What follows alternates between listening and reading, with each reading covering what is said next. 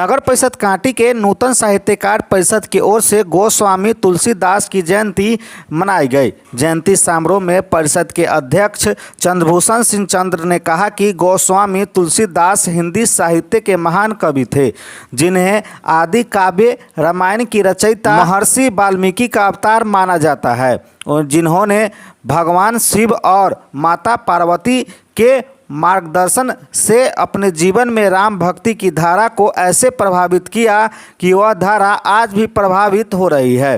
गोस्वामी तुलसीदास द्वारा रचित रामचरितमानस, जानकी मंगल, विनय पत्रिका, गीतावली, हनुमान चालीसा, भैरव रामायण आदि प्रमुख है। रामचरितमानस में तुलसीदास जी ने भगवान श्री राम की चरित्र का अत्यंत मनोहर एवं भक्तिपूर्ण चित्रण किया है। वही आपको बता दें कि जयंती समारोह में कुमार राकेश, पिनाकी झा, नंदकिशोर ठाकुर, मनोज मिश्र, बसंत सैंडेल, महेश भगत आदि दर्जनों लोग उपस्थित थे। आज नूतन साहित्यकार परिषद अपने सदस्यों को और समाज के उन लोगों को जो तुलसीदास जी से जुड़े हैं उनको आज आमंत्रित करके बुलाया है तुलसीदास जी के चर्चा पर।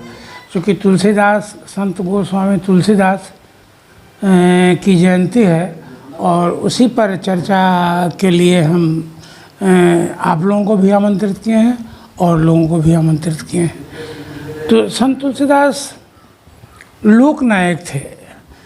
भगवान बुद्ध के बाद अगर कोई लोकनायक हुआ है तो वह संत गोस्वामी तुलसीदास। और दूसरी जो बातें तुलसीदास की उनसे मिलती है, जैसे उनका जन्म तिथि,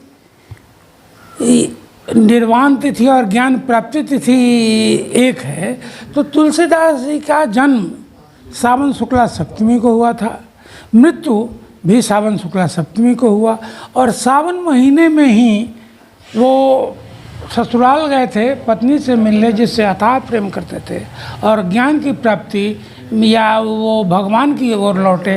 तो ये बातें हमको मिलती जुलती लगती है ये गोस्वामी तुलसीदास जी की मैंने गौतम बुद्ध से। और क्या बताऊँ, तुलसीदास जी के बारे में तो महीनों चर्चा की जा सकती है, महीनों इनके विचारों पर, इनके कार्यों पर चर्चा की जा सकती है। फिलहाल हम सब जानते हैं कि तुलसीदास का जन्म राजापुर में हुआ था। जिस समय पैदा हुए थे 32 दांत था उनके पास और वो राम बोले थे। इन तमाम बातों को लेके पंडितों ने कहा कि इनका जन्म गलत नक्षत्र में हुआ है और गलत नक्षत्र में हुआ है, अतः यह पिता माता के लिए उपयुक्त नहीं है। तो माता तो मर गई जन्म लेने के बाद। लोग कहता है कि 12 महीना ये माँ के पेट में रहे और 12 महीना के बाद पैदा हुए उस समय इनको 32 दांत था, समझे कि नहीं। और यह भी कहा जाता है कि पैदा होते इन्होंने राम बोला था। पिता ने इनको त्याग दिया, माता उसी समय मर गई थी, दासी थी चुनिया, या वो उनने इसका पालन पोषण किया, वह भी सारी 5 वर्ष की अवस्था में वो भी काल कवलित हो गई। और यही कारण है कि तुलसी का बचपन कठिनाइयों में बीता, विभिन्नता में बीता।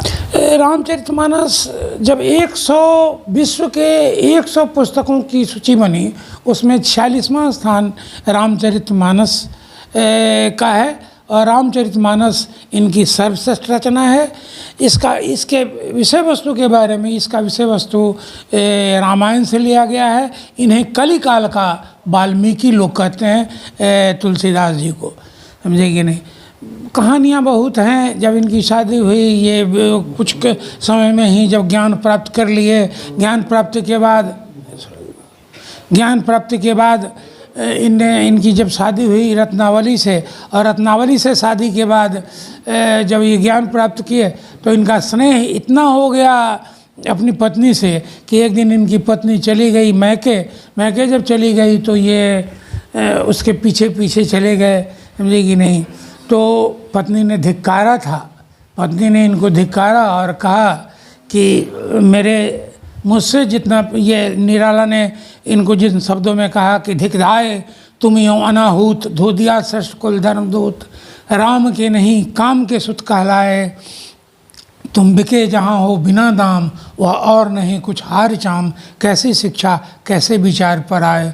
और इन चंद पंक्तियों ने तुलसीदास जी को राम की ओर उन्मुख किया। उनने रामचरितमानस ही नहीं बल्कि बहुत सारी किताबें, हनुमान चालीसा, जिसमें वो कहते हैं कि हनुमान की प्रेरणा से लिखी गई।